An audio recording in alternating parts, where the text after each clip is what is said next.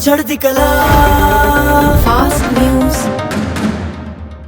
नमस्कार, मैं रचना शर्मा चढ़ती कला टाइम टीवी देख रहे सभी दर्शकों का स्वागत करती हूं। आप देख रहे हैं फास्ट न्यूज। पश्चिम बंगाल में आज पंचायत चुनाव का दिन है। आज 22 जिला परिषदों में लगभग 928 सीटों, 9,730 पंचायत समितियों और 63,229 ग्राम पंचायत सीटों के लिए लगभग 5 करोड़ 67 लाख लोगों ने वोट डाले हैं। वोटों की गिनती 11 जुलाई को होगी। राज्य में कड़ी सुरक्षा के बीच पंचायत चुनाव करवाए गए। बता दें कि पश्चिम बंगाल में हिंसा, आगजनी और मारपीट की खबरों के बीच ये वोटिंग हुई है। चुनाव से पहले हुई हिंसा में दर्जनों लोग मारे गए हैं और कई घायल हुए हैं। अधिकारियों के मुताबिक कूच बिहार जिले के फलीमारी ग्राम पंचायत में भाजपा के पोलिंग एजेंट माधव विश्वास की कथित तौर पर हत्या कर दी गई। भाजपा ने आरोप लगाया कि जब विश्वास ने मतदान केंद्र पर प्रवेश करने की कोशिश की तो तृणमूल कांग्रेस के समर्थकों ने उन्हें रोका और विवाद बढ़ने पर उन्होंने विश्वास की हत्या कर दी। हालांकि तृणमूल कांग्रेस ने आरोपों से सिरे से इनकार कर दिया है।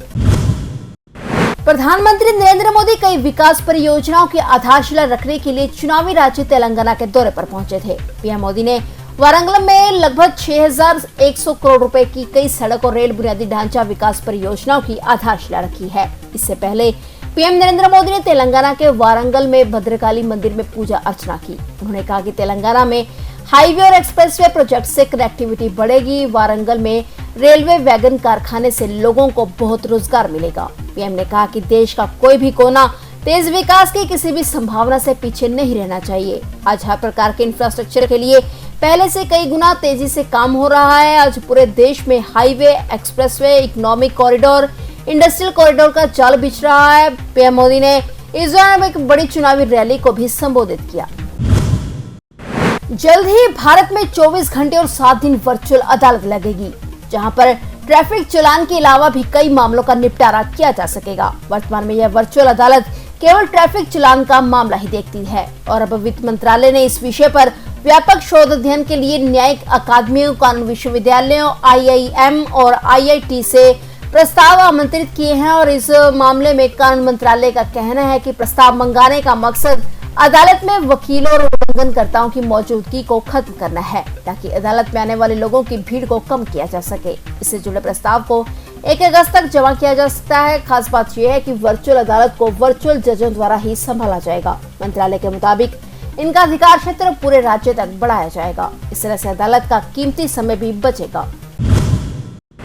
मनी लॉन्ड्रिंग और भ्रष्टाचार के एक मामले में ईडी की तरफ से बड़ी सफलता हासिल की गई है। सीबीआई के पूर्व जज सुधीर परमार को 7 करोड़ रुपए की रिश्वत देने की कोशिश के आरोप में ईडी ने रियल एस्टेट कंपनी IREO के मालिक और बिल्डर ललित गोयल से 4 लोगों को अरेस्ट किया है। इस पूरे मामले में जिस जज को रिश्वत की पेशकश की गई, उसकी भूमिका को लेकर भी जांच चल रही है। इस पूरे मामले में हरियाणा के एंटी करप्शन ब्यूरो की तरफ से परमार के खिलाफ मामला दर्ज किया गया था। इससे पहले ललित गोयल को फ्लैट खरीदने वालों के साथ धोखाधड़ी के एक मामले में नवंबर 2021 में भी गिरफ्तार किया गया था और वह तभी से जेल में बंद था। जेल से जल्दी जमानत लेने और रियायत के लिए जज को रिश्वत दी गई। इसके बाद हरियाणा पुलिस ने मामला दर्ज किया था और इसी मामले में ईडी ने मनी लॉन्ड्रिंग का मामला दर्ज किया था। ललित गोयल को अप्रैल 2022 में पंजाब हरियाणा हाईकोर्ट की तरफ से जमानत दे दी गई थी। अब इस नए मामले में सीबीआई और ईडी दोनों की तरफ से ललित गोयल को आरोपी बनाया गया है।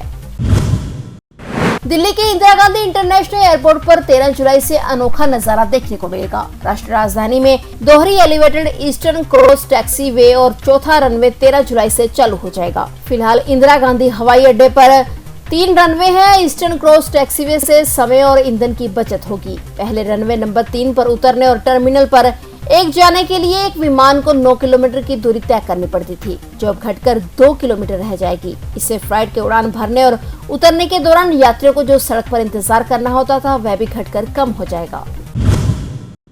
कश्मीर के कई हिस्सों में भारी बारिश होने के कारण अमरनाथ यात्रा लगातार दूसरे दिन भी यानी शनिवार को भी स्थगित कर दी गई। इसके साथ ही नए जत्थे को भी रवाना करने से रोक दिया गया। खराब मौसम के कारण दोनों ही मार्गों पहलगाम और बालटाल पर लगातार दूसरे दिन यात्रा स्थगित रही। शनिवार सुबह किसी भी श्रद्धालु को अमरनाथ गुफा की ओर जाने की इजाजत नहीं दी गई। जानकारी के मुताबिक कल से निकले करीब 8,000 यात्रियों को बालटाल के पंचतरनी रास्ते में ही रोक दिया गया। वहीं खबर ये भी मिली है कि लैंडस्लाइड के चलते अमरनाथ गुफा के पास बने एक पुली भी नष्ट हो गई, जिससे आवाजाही में बाधा पड़ी। हालांकि सभी श्रद्धालुओं को सुरक्षित मार्ग में लगाए गए टेंट में रखा गया है। वहीं हेलीकॉप्टर सेवा भी बाधित हो गई है और इसके अलावा कश्मीर में कई जगह पर बारिश होने के कारण दोनों ही मार्गों पर अमरनाथ यात्रा स्थगित कर दी गई है। फिलहाल मौसम में सुधार के बाद ही यात्रा फिर से शुरू हो पाएगी।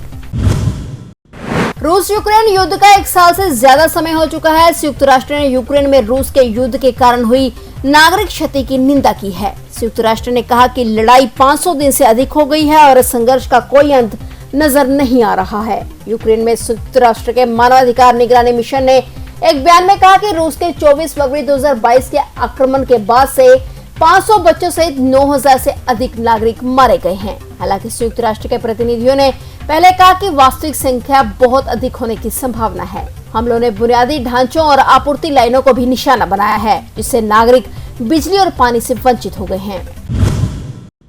हरियाणा के जींद जिले में बड़ा हादसा हुआ है। यहाँ पर एक बस और क्रूजर में आमने सामने की भिड़ंत में 7 से ज्यादा लोगों की मौत हो गई। हादसे में 25 से ज्यादा लोग घायल हो गए।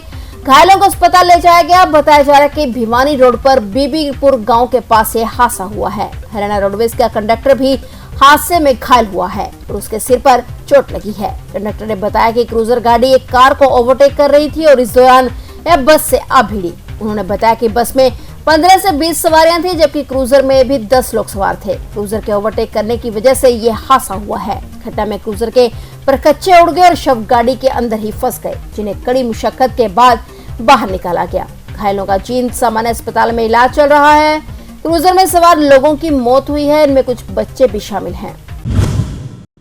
महानगर में हुए ट्रिपल मर्डर केस को लेकर आज लुधियाना पुलिस कमिश्नर मनदीप सिंह सिद्धू ने प्रेस वार्ता की।